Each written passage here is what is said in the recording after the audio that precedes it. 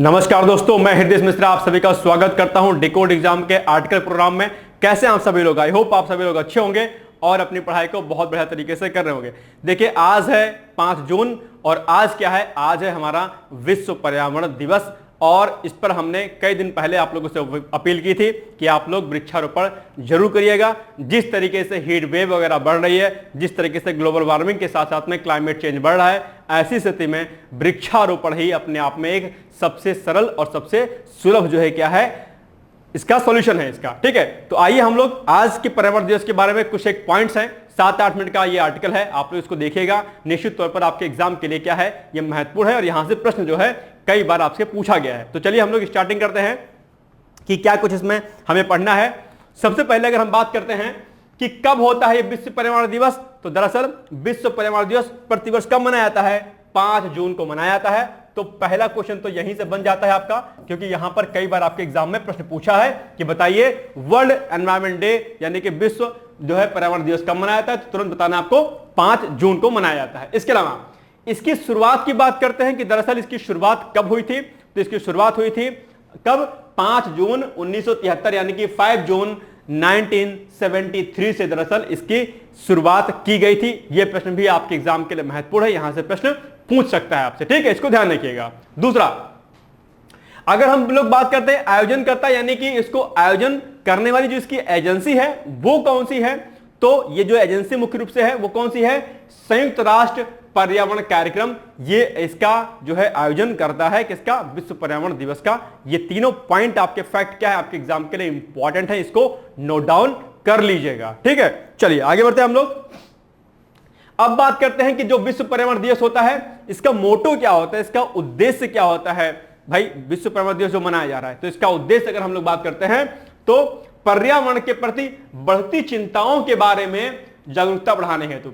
जिस तरीके से पर्यावरण प्रदूषण बढ़ रहा है, और पर्यावरणीय प्रदूषण के अंतर्गत सभी प्रकार के प्रदूषण आ जाएंगे, चाहे वो जल प्रदूषण हो, भौमजल प्रदूषण हो, वायु प्रदूषण हो, सॉइल प्रदूषण हो, कोई भी हो।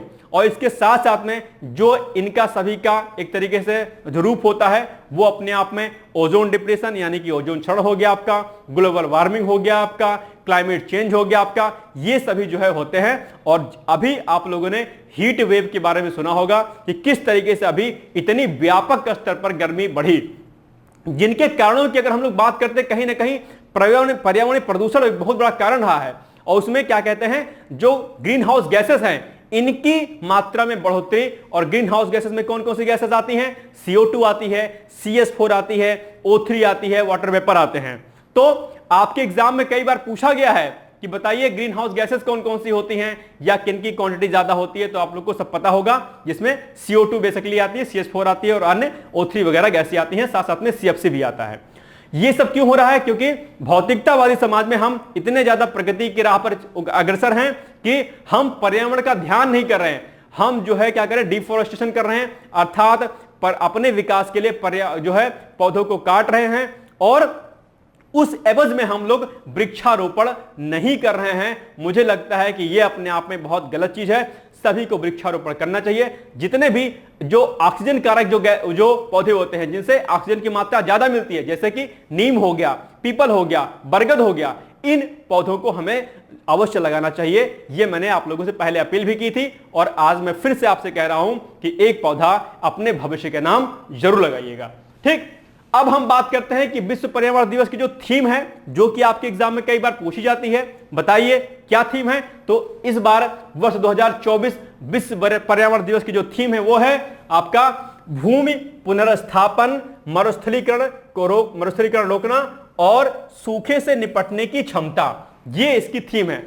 अब एक बात देखिएगा कि इस थीम से आपके 2 मुख्य प्रश्न बनते हैं।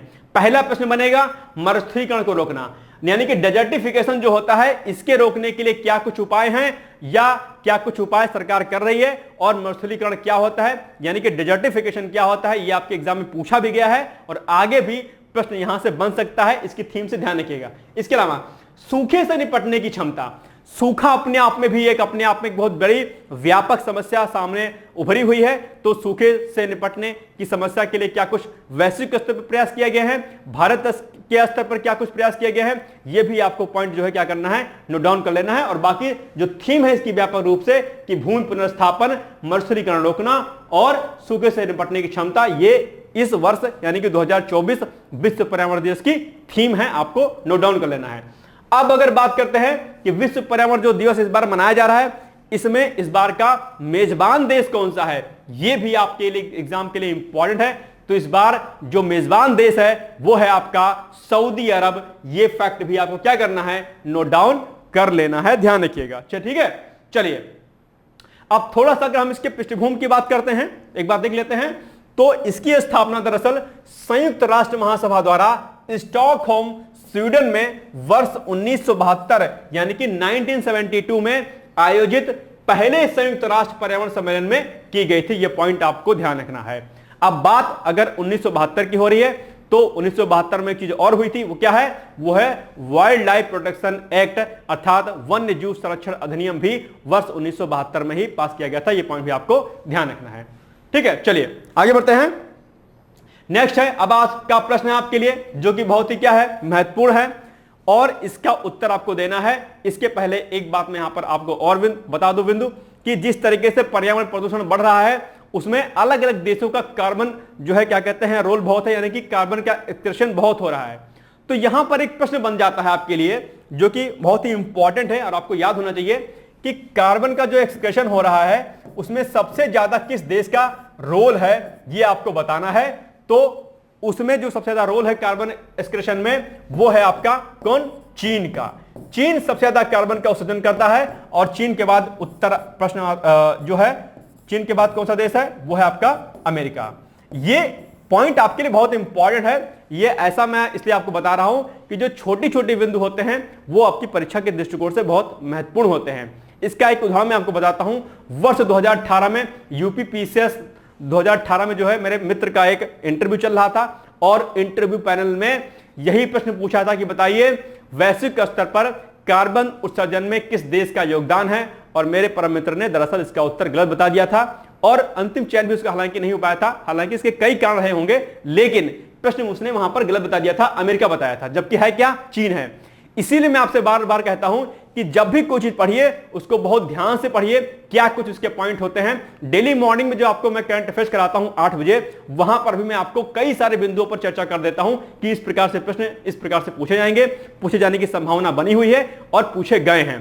तो इसलिए हर बिंदु पर आपकी पैनी नजर होनी चाहिए। अब आज मैंने आपको ग्लोबल वार्मिंग बताया, थोड़ा सा क्लाइमेट चेंज की बारे में चर्चा की है। इन सारे बिंदुओं को आप जाकर के आज पढ़ लीजिएगा, आपका सारा टॉपिक जो है डिटेल्स में आपका रेडी हो जाएगा। यही तरीका होता है पढ़ने का। ठीक है, खैर अब आते हैं हम आज के अभ्यास प्रश्न पर, जिसका उत्तर आप लोग को कमेंट बॉक्स में जाकर जरूर देना है।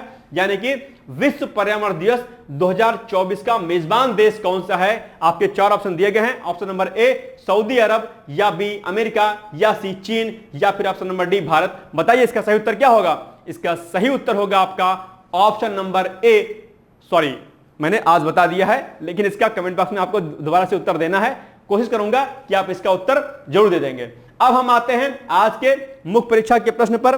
ठीक है, जिसकी प्रैक्टिस आपको करनी है, यानी कि आपको बताना है कि दरअसल भौम जल प्रदूषण क्या है, विस्तार पूर्वक समझाइए। भौम जल प्रदूषण यानी कि जिसको हम बोलते हैं ग्राउंड वाटर पोल्यूशन, इसके क्या प्रमुख कारण होते हैं, इन पर आपको चर्चा करनी है, विस्तार पूर्वक इसको आपको समझाना है। तो ये था आज का हमारा विश्व पर्यावरण दिवस का आर्टिकल। आई होप इसके कुछ पॉइंट्स आपको समझ में आए होंगे और इन सभी बिंदुओं को आप लोग नोट डाउन कर लीजिएगा जो कि आपके एग्जाम के लिए क्या है, बहुत ही महत्वपूर्ण है। मिलेंगे हम लोग अगले नए आर्टिकल के साथ। तब तक आप सभी लोग पढ़ते रहिए, मस्त रहिए, व्यस्त रहिए। All the best. Thank you so much. Bye bye, take care.